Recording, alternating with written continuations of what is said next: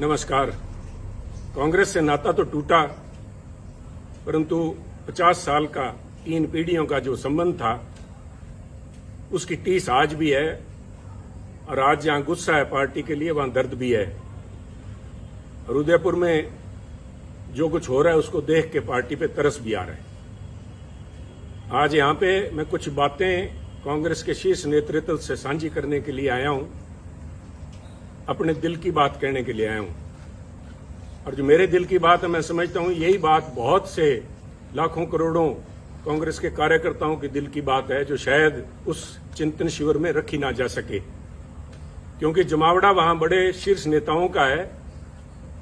पर कितने शीर्ष नेता सिर्फ चीयर लीडर का रूप धारण करके रह जाएंगे, या कितने लोग उनमें से सच के ऊपर पहरा देंगे, कड़वी और सच्ची बात कह पाएंगे, ये तो आज और कल का दिन ही बता पाएगा।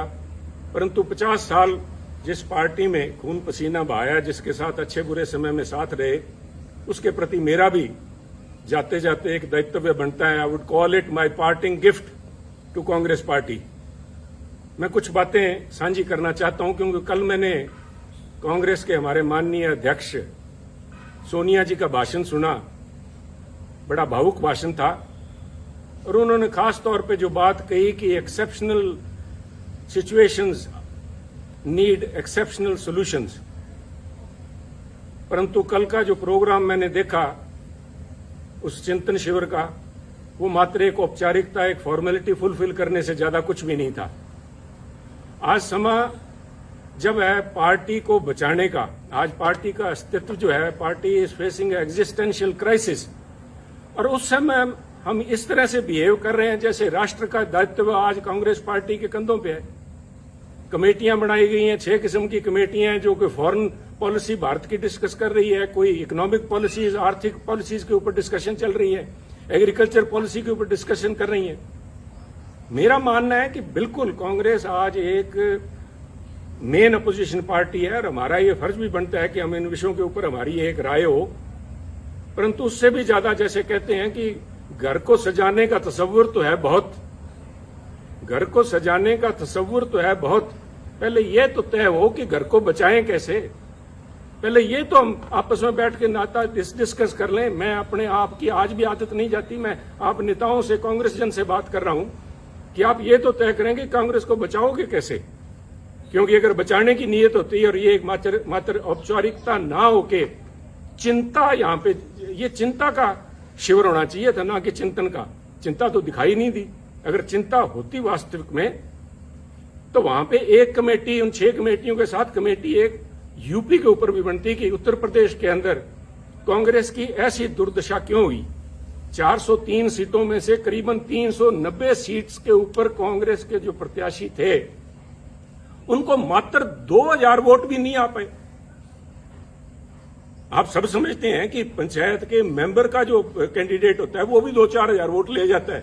एक कांग्रेस का एमएलए उत्तर प्रदेश, जो कि दिल है हिंदुस्तान का, वहां पे कांग्रेस के नेताओं की ये दुर्दशा होनी, नेताओं की नहीं, मैं समझता हूं ये शीर्ष नेतृत्व की और पार्टी की दुर्दशा है। उसके ऊपर कोई कमेटी बनी, क्या उस पर कोई विचार करेगा? कल कोई अजय जी, जो लालू जी हमारे, अजय लालू जी हमारे प्रधान है, क्या वो बात करेंगे, साझा करेंगे क्या कारण रहे, क्या कमियां, उनको सुधारने का प्रयास किया जाएगा। इसी तरह चाहे गोवा है, चाहे मणिपुर है, क्यों आज क्या हालात, इस किस्म के बाद चर्चा तो ये होनी चाहिए थी कि पूरा north east, all the 7 sister states जो हैं, हम सारी हाथ से खोए बैठे हैं। क्या कारण हुआ? गोवा में तो बड़ी भारी एंटी इनकम्बेंसी थी सरकार की, चर्चा ये भी थी कि सरकार बनने के चांसेस है, परंतु हम कहीं भी नहीं ठहर पाए। और उत्तराखंड की बात कीजिए, और उत्तराखंड की तो मैं स्पेशली बात करना चाहूंगा कि 2 सूबे प्रांत ऐसे थे जिनकी बातचीत हो रही थी कि उत्तराखंड और पंजाब के अंदर कांग्रेस बहुत ही अच्छा प्रदर्शन करेगी और दोनों में सरकार कांग्रेस की बनेगी। फिर क्या हुआ? क्या कोई वहां बता पाएगा कि उत्तराखंड के जो मुख्यमंत्री के प्रत्याशी थे हमारे हरीश रावत जी, उनका एक पांव पंजाब में था, एक पांव उनका देहरादून में था इलेक्शन दिन तक। क्या वो सोच लेके आए थे? क्या सोच के साथ हरीश रावत जी को पंजाब का प्रभारी बना के भेजा गया? क्या उनकी मंशा सिर्फ इतनी थी कि हम तो डूबे हैं सनम, तुमको भी ले डूबेंगे? खुद तो उनकी जो दुर्दशा हुई, और मैं इसमें कहने में संकोच नहीं करूंगा, मैं पहले भी कह चुका हूं और आज फिर कह रहा हूं, अगर हरीश राव जी आ रहे हैं तो I call it divine justice, he deserved it. जो कांग्रेस पार्टी की दुर्दशा हुई है उसमें बहुत बड़ा रोल जो है एकमात्र इन व्यक्ति का है। सारा दायित्व तो इनके कंधों पे मैं नहीं डालूंगा, हमारी भी कमियां रही वहां पे, पर इनका बहुत बड़ा रोल था। ये एक कड़ी थे यहां से लोगों पर बात करने के लिए। और उससे भी ज्यादा जरूरी, जब उत्तराखंड की बात करते हैं तो पंजाब की बात कैसे ना करेंगे। मैं पंजाब की बात के ऊपर कुछ समय लूंगा। मैं आपसे धैर्य की अपेक्षा करता हूं कि कृपया थोड़ा धैर्य रखें, क्योंकि पंजाब का मुद्दा सिर्फ वहां पे सरकार बनने ना बनने तक सीमित नहीं है। बहुत ही एक आधारभूत मुद्दा है जो पंजाब से जुड़ा हुआ है। पंजाब में जो घटनाएं वापरी हैं और जिस वजह से वहां पे पार्टी की जो दुर्गत हुई है पंजाब में, उसकी समस्याएं जो है उनके दूरगामी और आधारभूत उसका प्रभाव पड़ेगा। एक बात मैं मानता हूं कि देश जो है, भारतवर्ष जो है, एक सेकुलर देश है, और उस भारतवर्ष के अंदर अगर सबसे कोई सेकुलर प्रांत है तो मुझे इस बात का गर्व है कि वो पंजाब है। और पंजाब ने बार बार ये दर्शाया है, यहां तक कि 25,000 पंजाबियों ने कुर्बानी दे के भी, आतंकवाद के उन काले दिनों में 25,000 पंजाबियों की कुर्बानियां हुई, परंतु वहां आपसी भाईचारे और सेकुलरिज्म के ऊपर आंच भी नहीं आई। परंतु आज एक छोटी सोच का व्यक्ति, छोटी सोच का सो कॉल्ड लीडर, छोटी सोच का एक छोटा नेता जो बड़े पदों पे आसीन है, उसकी जुबान ने वो करने का प्रयास किया जो आतंकवाद के काले दिनों के अंदर AK-47 की गोलियां भी नहीं कर पाई। ये तो पंजाबियों को मैं दाद देता हूं कि उन्होंने फिर से मौका संभाला। और आप देखिए, जीता जागता सबूत देखिए। अगर किसी को इस बात के परिणाम की, इसको प्रूफ की जरूरत है तो वो देखिए कि इस इलेक्शंस के अंदर, जिसके नतीजे 10 मार्च को भी आए हैं, अगर धर्म की बात करें, सिखों ने, जो सिखों की पंथक पार्टी अकाली दल, उसको वोट नहीं डाला। हिंदुओं ने बीजेपी को वोट नहीं डाला, और SC भाईचारे ने, हमारे दलित भाइयों ने कांग्रेस को वोट नहीं डाला। पंजाबियों ने एक सिख के तौर पे, एक हिंदू के तौर पे, एक दलित के तौर पे, एक क्रिश्चियन या मुस्लिम के तौर पे नहीं, उन्होंने पंजाबी के तौर पे वोट डाला। और इस सारे आडंबर को ढा के उन्होंने एक आस और उम्मीद को वोट डाला, एक रंगले पंजाब की आस, एक बेहतर फ्यूचर, बेहतर भविष्य की आस में उन्होंने वोट डाला। वो आस कितने हद तक पूरी होती है तो समय बताएगा, परंतु पंजाबियों को ये दाद देनी होगी कि उन्होंने ये काली नजर जो हमारे कांग्रेसी नेता जो लगा रहे थे, जो हिंदू, सिख या दूसरे भाईचारों के अंदर जहर का बीज जिन्होंने बोया, मैं तो आज इस माध्यम से खासतौर पे कांग्रेस अध्यक्षा सोनिया जी से निवेदन करूंगा, मेरी हाथ जोड़ के करबद्ध प्रार्थना है, सोनिया जी, राजनीति सारे देश में कर लीजिएगा, परंतु पंजाब को बख्शिए। पंजाब ने बहुत काले दिन देखे। पंजाब में अगर पंजाब को परसेंटेज के प्रिज्म से नहीं देख सकते आप, पंजाब को 33% अमुक कौम है, 40% अमुक कौम है, बाकी बचते नॉन सिख हैं या किस खाते में डाल रहे हैं, कृपया करके बख्शिए पंजाब को। पंजाब एक है। ये जो बात जिन लोगों ने, आपके जो नेता, आपकी सलाहकार है, मैं नाम भी लूंगा क्योंकि आज वो उन्हीं के चलते सारा बखेड़ा खड़ा हुआ है कि आज मेरे को इस चैनल पे के माध्यम से आपसे बात करने की जरूरत पड़ रही है। अंबिका सोनी जी के एक जबान ने, मैं समझता हूं, ना सिर्फ कांग्रेस को, तो कांग्रेस का तो बंटा उन्होंने बेड़ा डुबाया, परंतु उन्होंने पंजाब के माथे पे कलंक लगाया, सिखों के माथे पे कलंक लगाया, सिक्खी के माथे पे कलंक लगाया। उन्होंने हिंदुओं को बदनाम किया, हिंदुओं को निरादर किया। क्या ऐसे नेता का कांग्रेस में बने रहने का कोई हक है, कोई औचित्य है? अगर औचित्य है तो मैं आपसे निवेदन करूंगा कि आज के समागम के अंदर, जब उदयपुर में वो बैठी हैं और आपके साथ मंच पे बराबर बैठी हैं, तो उनसे निवेदन करें कि उठ के वो बताएं कि Punjab, what is Sikhism, Sikhism है क्या, जिसको उन्होंने इतना बड़ा दोष लगा दिया। This is nothing. उनका ये बयान कि पंजाब के अंदर अगर हिंदू मुख्यमंत्री बनता है तो पंजाब में आग लग जाएगी, इसका मायना ये हुआ कि जो सारे सिख हैं, सारे पंजाबी भाईचारा है, वो हिंदुओं के खिलाफ डांगे लेके घूम रहा है। हिंदू सिख भाईचारे के अंदर दरार डालने की ये जो कोशिश खुद आपकी सलाहकार अंबिका सोनी जी और उनके जो कुछ चंद चेले जो हैं, जो पंजाब के अंदर बैठे थे जिस समय ये फैसला हो रहा था, 4-5 जो यहाँ थे और वो 4-5 मोस्टली आज वहां आए हुए हैं आपके पास वक्ता के तौर पे, उनको बेनकाब करना जरूरी है। उन्होंने कहा था कि अगर हिंदू बन गया पंजाब में मुख्यमंत्री तो पंजाब में आग लग जाएगी। Is this some pre planned way of vilification of Sikhs? Are you trying to vilify a whole community? कि वो इतने इनटॉलरेंट है, उनके अंदर ये सहनशीलता ही नहीं है कि किसी और को बनता देख सके। और इनकी अंबिका जी की बात में अगर कहीं सच्चाई होती तो मैं समझता हूं कि अकाल तख्त के जत्थेदार साहब ने जिस दिन इनका बयान आया उसी दिन उन्होंने कहा, अकाल तख्त साहब का वो बयान मैं समझता हूं स्वर्णिम अक्षरों में दिखा जाने वाला है कि पंजाब के अंदर हिंदू सिख होना कोई मायने नहीं रखता।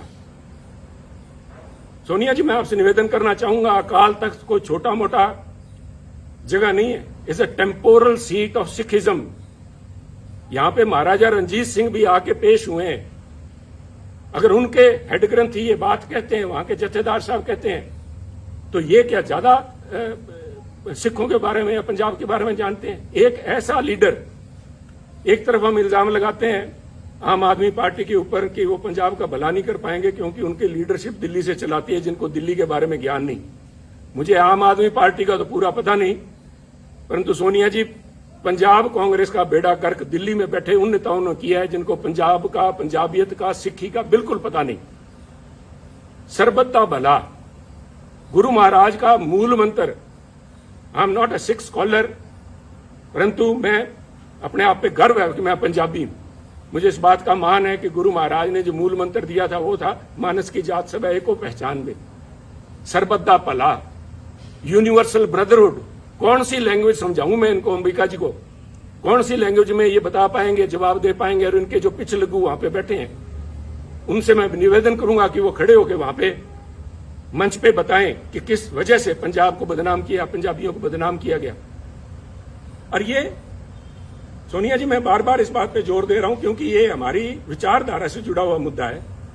इसका प्रभाव सिर्फ पंजाब तक सीमित नहीं रहेगा। ये तो आप मान के ले लीजिए कि जब तक इन लोगों से आप पीछा नहीं छुड़ाएंगे तब तक कम से कम पंजाब में कांग्रेस के पांव नहीं लग पाएंगे। ये आप एक मेरी भविष्यवाणी लिख लीजिए, चाहे नोट कर लीजिए मेरी तरफ से। परंतु ये मसला पंजाब तक सीमित नहीं रहेगा।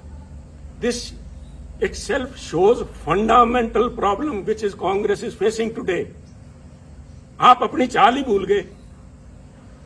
आप अपने आप को, आप पे इल्जाम लगते हैं कांग्रेस पार्टी के ऊपर सूडो सेकुलरिज्म के, कभी सॉफ्ट हिंदुत्व के, और कभी इस किस्म के बयान आ जाते हैं जिनको कुछ लोग कहेंगे मेजोरिटेरियन एक्सट्रीम लिए बैठे हैं आप। इन बातों का आपके ऊपर जो प्रभाव पड़ेगा वो मैं समझता हूं, आप इन सारे जो इल्जाम लगते हैं आप इनको तस्दीक कर रहे हैं। ये लोग आपके पास मंच पे बैठे हैं, यू आर विटिंगली और अनविटिंगली एंडोर्सिंग देयर व्यू।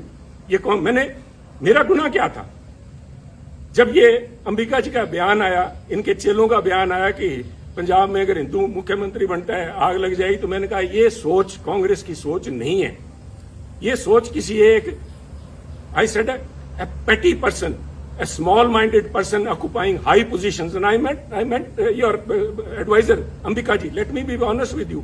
मेरे को फांसी लगानी है, लगाइए आप। मैं आज यहाँ सफाइयां देने के लिए नहीं आया आपके पास में। मैं तो आपको एक राय देने के लिए आया हूँ, जो पंजाब की भावना आपके सामने रखना चाहता हूँ। अगर इन लोगों को आज आप भी अपने साथ बिठाए बैठे हैं पंजाब में, आप भूल जाइए पंजाब के बारे में। इनको ना सिर्फ सिख, ना सिर्फ हिंदू, बल्कि पंजाब का एक एक बच्चा इनको कोसेगा और इनको ये परिणाम भुगतने पड़ेंगे, अंबिका जी को और इनके इन चेलों को, जिन्होंने यहाँ पे पंजाब कांग्रेस भवन में या होटल के कमरों में जाके अजय माकन जी को या हरीश रावत और उनको हरीश बायतू को जाके जो कहा था, इसका देना आपको देना पड़ेगा। परंतु आज अगर आप भी नहीं समझते, पंजाब के लोगों ने आपको जो कुछ दिखाया है उसके बाद भी अगर नहीं समझे, और आप आज भी, जैसे मैं समझता हूं it was a poor attempt to portray Congress as BSP इन पंजाब। आपने निर्णय, राहुल जी ने लिया, बड़ा अच्छा निर्णय था, सबसे पहले स्वागत मैंने किया था, that he has broken a glass ceiling. पर जिस तरीके से उसको प्रस्तुत किया गया, तो लोगों ने कहा कि अगर हमने जात पात और जाति के आधार पर वोट डालना है तो हम नकली बीएसपी को वोट क्यों डालें, असली बीएसपी को क्यों नहीं डाल लेते।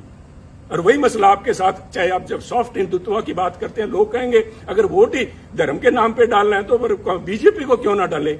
ये नकली बीजेपी को क्यों डालें? साहब अपने वजूद पे रहिए। Don't this drift of your intellectual, you are losing the moorings, intellectual moorings. यही तो आपके पास सारा कुछ था। इसी विचारधारा के साथ तो लोग हमारे जैसे जुड़े थे। और आप में और दूसरों में फर्क क्या है, इसका कौन जवाब देगा? ये जवाब तो आपको ढूंढने पड़ेंगे। इसके लिए किसी सलाहकार की जरूरत नहीं पड़ेगी। इसके साथ ही पंजाब की जब मैं बात करूंगा, मैं नहीं चाहता था कि मैं अपनी बात करूं। मैं यहां सफाई फिर से कह रहा हूं, मैं सफाई देने के लिए यहां नहीं आया। मैं अपने एक एक शब्द के ऊपर आज कायम हूं।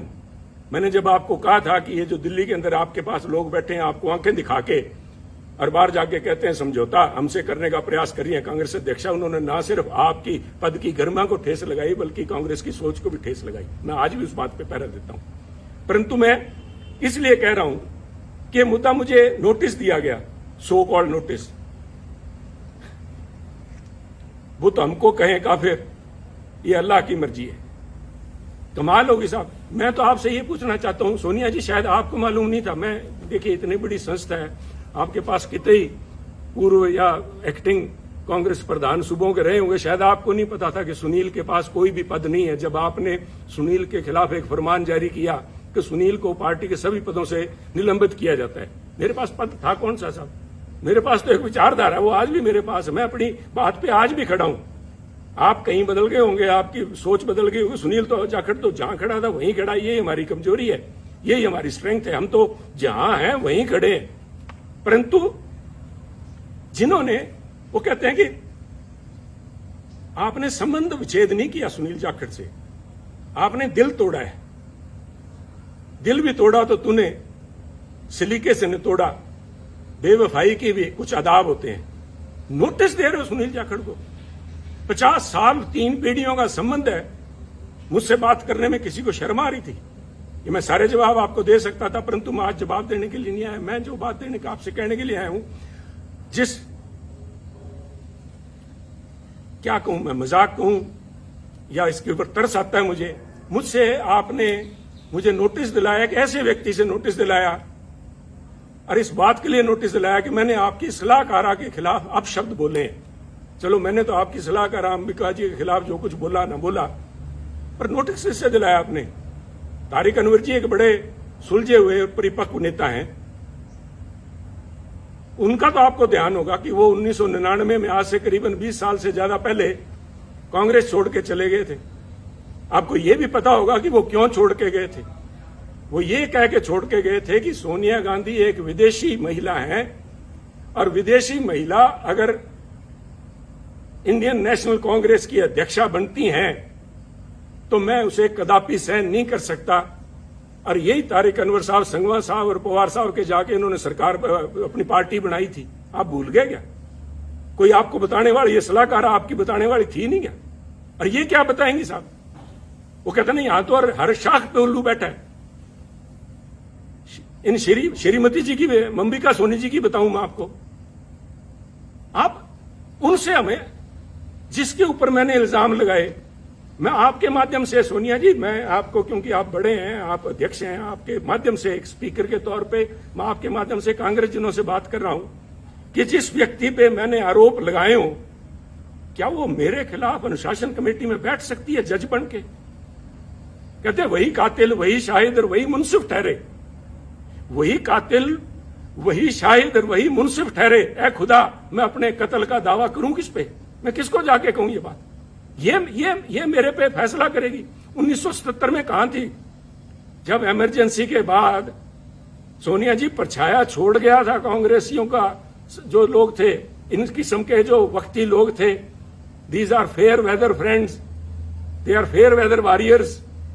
इंदिरा जी की चहेती थी ये, संजय जी के साथ ही मिलकर काम करती थी, इसलिए इंदिरा जी का इनके तरफ बड़ा मान सत्कार था। और उस मान सत्कार का नतीजा इसी अंबिका सोनी जी ने यह दिया कि 1977 में जब उनको अपने साथियों की जरूरत थी, तो अंबिका जी सबसे पहले उस डूबते जहाज से छलांग मार के गई थी। जहाज से डूबने वालों को क्या कहते हैं मैं नहीं इस चक्कर में पड़ूंगा। और ना सिर्फ छलांग लगा के गई, ना सिर्फ उन्होंने यहां से कांग्रेस उर्स से चंडीगढ़ से इलेक्शन लड़ा जगन्नाथ कौशल जी के खिलाफ, कांग्रेस के प्रत्याशी के खिलाफ, इन्होंने मेरठ में जाके 84 में फिर महसीना को दुबई जी बैठी होंगी, मैंने देखा नहीं कल प्रोग्राम में उनको। मैं अल्लाह ताला से यही दुआ करता हूं कि उनकी सेहत कायम रहे, वो यहां हो। उनसे पूछिएगा कि इन अंबिका सोनी जी ने इंदिरा जी के खिलाफ क्या क्या अभद्र भाषा इस्तेमाल की थी।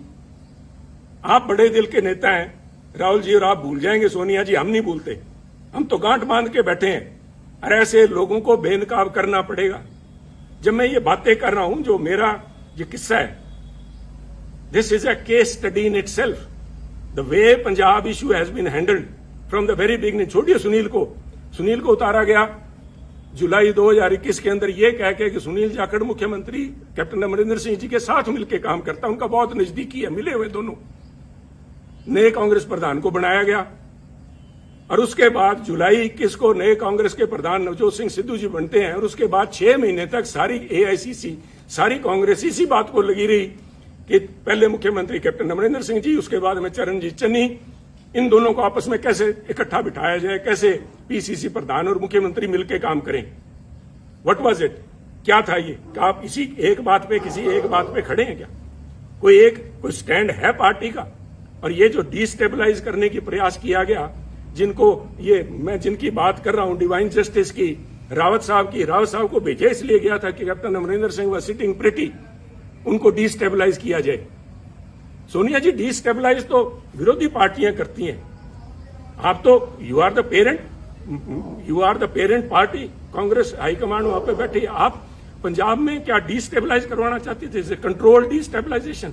और इसका रेमिफिकेशन देखिए, आज नोटिस आया कुछ दिन पहले, मेरे को नोटिस देने के बाद में एक नोटिस नवजोत सिंह सिद्धू जी को भी दिया गया। मेरे बहुत से डिफरेंसेज हैं नवजोत सिंह सिद्धू जी से, परंतु मैं इन प्रिंसिपल बात करना चाहता हूं, क्योंकि ये बातें आज के इस चिंतन शिविर में होनी चाहिए कि उनको किस बात के लिए नोटिस दिया गया कि वो अपनी सरकार के खिलाफ बोलते थे, वो कैप्टन अमरिंदर सिंह जी के खिलाफ बोलते थे, उन्होंने चरणजीत चन्नी के खिलाफ बोला, उनको नोटिस दिया गया।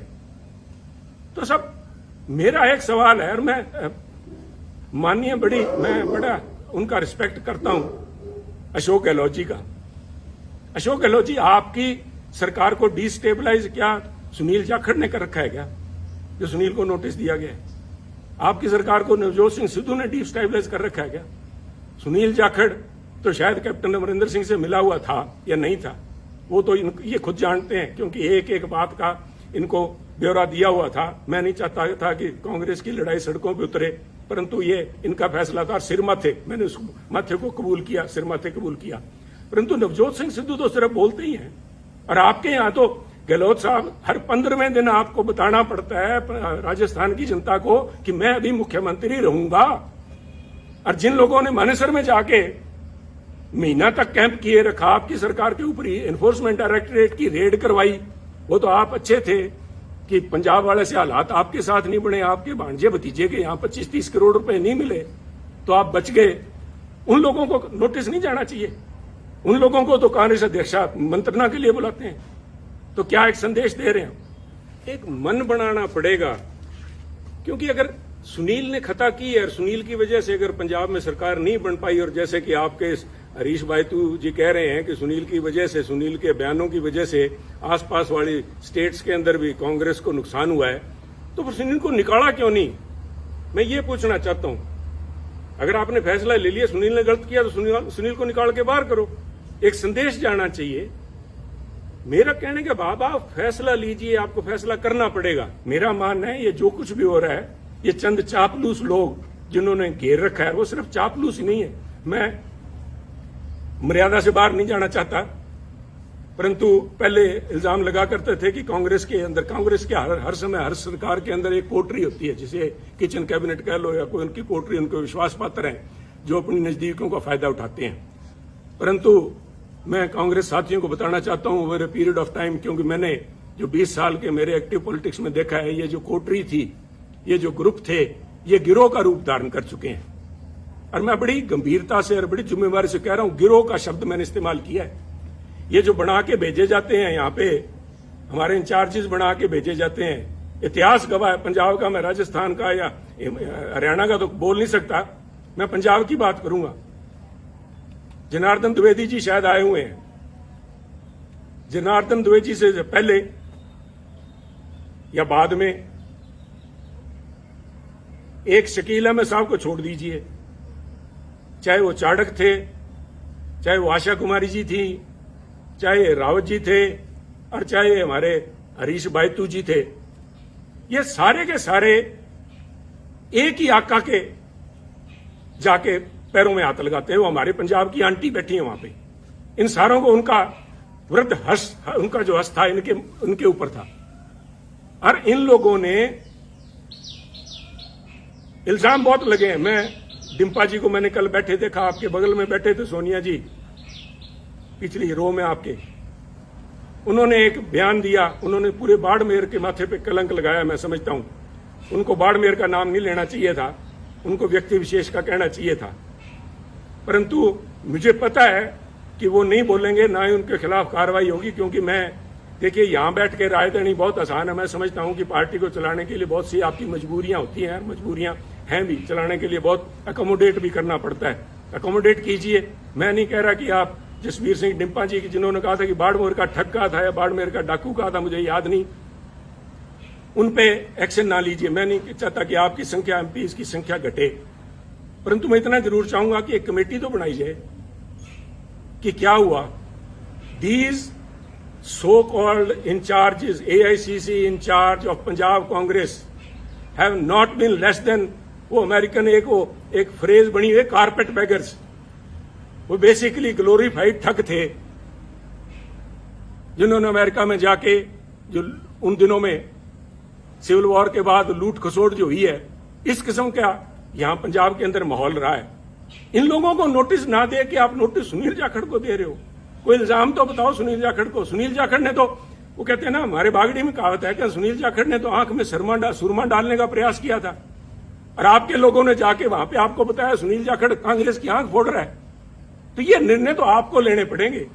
सोनिया जी, मेरे से, राहुल जी से मेरा ये निवेदन है कि हो सकता है आने वाले उत्तराधिकारी वही होंगे, और वो चाहे मेरी किसी से बने ना बने, मुझे लोग गलत कहेंगे, कांग्रेस पार्टी आपके, राहुल जी और आपके नाम के गांधी परिवार के बिना नहीं चल पाएगी। 60 बन जाएंगी, 60 नहीं तो कम से कम हर एक सूबे में एक अपनी अलग कांग्रेस होगी। आपका होना जरूरी है, आप लोगों का इस पार्टी का एक सशक्त अपोजिशन के लिए होना जरूरी है, परंतु ये तब तक ही जरूरी है कि आप अपने अच्छे बुरे को पहचाने। ये प्रशांत किशोर जी नहीं बता पाएंगे आपको, कोई आप वो सुनील कानूगोलू है उसको वो नहीं बता पाएगा। This is a responsibility of the boss himself. अगर आप लीडर हैं तो आपकी परख होनी चाहिए। आप छोड़िए, आप शायद, I have always claimed that Rahul Gandhi ji एक बहुत ही बढ़िया इंसान है। आई स्टिल बिलीव इट, चाहे आज मेरे फर्क है, चाहे जो भी है, जो आवाज उठनी चाहिए थी, सच के साथ में खड़ी होनी चाहिए, नहीं उनकी मजबूरियां होंगी, परंतु is a very fine man, is a very upright. और मैं अगर कांग्रेस के इतने साल निभ गया तो उसका बहुत बड़ा कारण राहुल गांधी जी, मैं आज भी मानता हूं। अगर वो और कोई छोटे दिल का व्यक्ति वहां बैठा था, उससे पहले ये तोड़ बिछड़ा, उससे पहले भी वो लेना था। परंतु राहुल जी, आपको भी आजकल एयरक्राफ्ट के अंदर ये सुखोई और वहां पे लड़ाई चल रही है, उनके अंदर एवरी एयरक्राफ्ट, इवन टैंक्स के अंदर भी एक होता है IFF, called identification of friend और फो। दुश्मन और दोस्त की पहचान कराने के लिए उसके अंदर इंस्ट्रूमेंट लगा होता है, जो फ्रीक्वेंसी आपस में एक्सचेंज करके पता करता है कि मैं जिस पे मिसाइल दाग रहा हूं वो कोई मेरा दोस्त तो नहीं है। आपने इन पिछलगुओं के कहने से मेरे पे नोटिस की मिसाइल दाग दी, मेरा क्या बिगाड़ देंगे आप? पर आपने अगर पार्टी चलानी है तो ये आपको फैसले लेने पड़ेंगे, ये कमान अपने हाथ में लेनी पड़ेगी। ऐसे चापलूस लोगों से, इन बेगैरत लोग हैं। मैंने वहां पे एक बड़ी नेता को गिड़गिड़ाते देखा है कि मेरे को टिकटों की उसमें कमेटी के अंदर रहने दिया जाए। राहुल जी ने मना कर दिया था, शी हैज वेस्टेड इंटरेस्ट। उसके बावजूद वो गिड़गिड़ा के, उनके लिए बहुत बड़ी बात है। परंतु इन चापलूस और बेगैरत लोगों के बीच में रह के मैं समझता हूं हमारी जो कांग्रेस की नेतृत्व है वो गैरतमंद लोगों से बात करना और उनके सलीके को भूल गए हैं। परंतु ये आपको मुबारक हो, ये चापलूस आपको मुबारक हो। एक आखिरी बात कहना चाहूंगा, फैसला लीजिए। फैसले आपने लिए हैं, अच्छे लिए हैं, बुरे लिए हैं, समय बताएगा, फैसले तो लिए हैं। और मेरे फैसले के अंदर जो बात मैं खास तौर पे आखिर में आपसे कहना चाहता हूं, Sunil Jakhat's case, from notification to your recommendation of the disciplinary committee till the time you have finally asked Sunil to be removed from all positions, it shows what is basically ailing Congress party. आप भी फैसला नहीं ले पाए। ये क्या फैसला था? सुनील से पद ले लिए। क्या पद ले लिए? सुनील के पास कौन से पद थे जो आपने ले लिए? इट इज बिकॉज आज भी आइदर यू लैक कन्विक्शन और you have doubt whether these allegations are true और नॉट। पर मिसाइल तो छोड़ दी, अब ये तो वापस नहीं आएगी। आपने तो मिसाइल दाग दी। सुनील का तो आपने कर दिया कुंडा। सुनील की गैरत, सुनील का ऑनर उसके लिए बहुत बड़ी बात है। और जिस दिन आपने नोटिस भेज दिया, मेरा तो आपसे उसी दिन संबंध विच्छेद हो गया। परंतु 50 साल आड़े आते हैं बीच में, इसलिए मैं आपसे संबोधित हूं कि ये कमान अपने हाथ में लीजिए, दोस्त और दुश्मन को पहचानिए। दोस्त दुश्मन नहीं पहचान सकते, कम से कम एसेट और लायबिलिटी तो पहचान लीजिए। एसेट कौन है, लायबिलिटी कौन है? ये लोग आपको कहेंगे कि पंजाब में हमने एक नेशनल एसेट क्रिएट किया। अगर वो एसेट है तो उस एसेट को क्यों नहीं पंजाब कांग्रेस का प्रधान बनाया? क्यों नहीं उसको यूपी में ले गए? हमारे यहाँ तो 17 फरवरी को पंजाब के अंदर इलेक्शन कैंपेन खत्म हो गया था। अगर आपने वाकई जात पात के नाम पे वोट मांगने का ठान ही लिया था पंजाब में, तो यूपी में क्यों नहीं लेके गए मायावती जी को काउंटर कराने के लिए? या already has become an embarrassment. ये फैसले आपको लेने होंगे और उसके लिए मैं आपका ध्यान, राहुल जी, लेके जाना चाहूंगा पानीपत की पहली लड़ाई बाबर की तरफ। बाबर ने पहली दफा हाथी देखे जब वो पानीपत आया और एक हाथी को मंगवा के उसने सवारी करने की इच्छा जताई। तो हाथी उनके सामने पेश जब किया गया बाबर के सामने, और हाथी के ऊपर बैठा जब बाबर, तो उसने बैठ के अपने सेनापति से कहा, इसके जानवर की लगाम मुझे थमाओ। तो उन्होंने कहा, जनाब हाथी की लगाम नहीं होती। तो उसका सवाल था निश्चित तौर से कि तो फिर ये चलाऊंगा कैसे? कहते जी, इसकी जो लगाम है, जो इसका जो अंकुश है, वो सामने जो बैठा है, वो जो अंबिका सोनी तायब बैठे हैं या कोई तारिक अनवर बैठा है, उनके हाथ में अंकुश वो है। अंकुश है जो प्रौढ़ जिसको बोलते हैं, वो है। तो बाबर ने तब कहा था कि इसको हाथी को बिठाओ और मेरे को नीचे उतारो। तो उन्होंने कहा, क्या बात होगी महाराज? तो उन्होंने कहा, मैं उस चीज की सवारी कभी नहीं करूंगा जिस चीज की लगाम, जिस जानवर की लगाम मेरे हाथ में ना हो, जिस संस्था की लगाम मेरे हाथ में ना हो। तो मेरी आपसे बेनती यही है, with all due respect and for all the respect and all the time we have spent together and with the party, 50 साल की, आगे बढ़िए, कमान सामिए और इन पिछले लोगों को ऊपर छोड़ के कांग्रेस पार्टी को अगर जिंदा रखना है तो ये लगाम अपने हाथ में लीजिए। वरना इस किस्म के जो चिंतन शिविर हैं, इसी प्रशांत किशोर ने आपको कहा था, यूपी में आपको लेके गए थे, कैंपेन का नाम था खाट पे चर्चा। आज कांग्रेस पार्टी खटिया पे नजर आ रही है। अगर आज समय रहते नहीं संभले, वक्त की फिक्र करना दा क़यामत आने वाली है, तेरा जिक्र भी ना होगा दास्तानों में।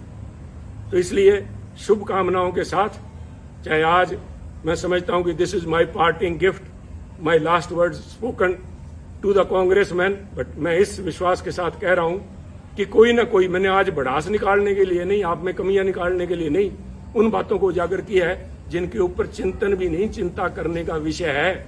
आज आपका भी इम्तिहान है और वो जो 450 सो कॉल्ड सीनियर लीडरशिप बैठी है, आज मैं देखना चाहूंगा कि कितने लोग खड़े होकर सच्चाई पे पहरा देते हैं, कितने लोग खड़े होकर कहेंगे कि वो 5-4 जो पंजाब वाले आए हुए हैं जिन्होंने आग लगाने की बात की थी, उनको बाहर निकाला जाए हॉल से। उनको तो आपने स्पीकर बना रखा है, वो तो आज यहाँ पे आपके वर्कर्स को एड्रेस करेंगे, और जिनकी वो मुखिया हैं उनको मंच पे मठासीन है। तो आप देखिए, ये आप जाने। मैं एक दफा फिर से, मैंने पहले भी जिस दिन नोटिस आया था उस दिन कहा था, good luck to Congress party, and today I again say good luck and goodbye Congress. जय हिंद।